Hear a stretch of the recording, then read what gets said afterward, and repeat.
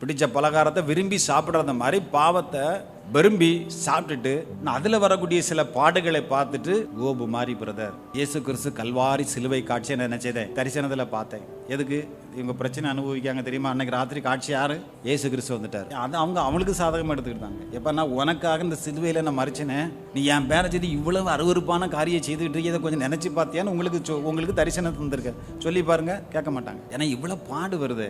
இயேசு கிறிஸ்துவ போட்டு நம்ம ஒப்பிட்டு பார்த்தோம். ஏன் ஒருவேளை யூதாசனா இருந்தாலோ, சவுல மாதிரி பொறாமை என்கிட்ட இருக்குதா, அல்லது கேயாசியை போல பணாசை பிடித்தவனாக நான் ஓடிக்கொண்டிருக்கிறேனா, யோனாவை போல நான் எரிச்சல் அடைந்த மனிதனாகவே நான் காணப்படுகிறேனா, பிற மனிதனுடைய விஷயத்துல நான் ஏதாவது அநீதியாக நான் செய்திருக்கிறேனா, ஆண்டோடைய ஆலோசனையை மீறி நான் நடந்திருக்கிறேனா, என்னுடைய வாழ்க்கையில தேவனுக்கு நான் முதலிடம் கொடுக்கிறதை ஏதாவது சூழலில் தவற விட்டு இருக்கிறேனா, என்னுடைய தெரிந்து கொள்ளுதல் இதோ தவறாகி விட்டதா, இப்படி எல்லாம் நம்ம சிந்திக்கிறதே கிடையாது.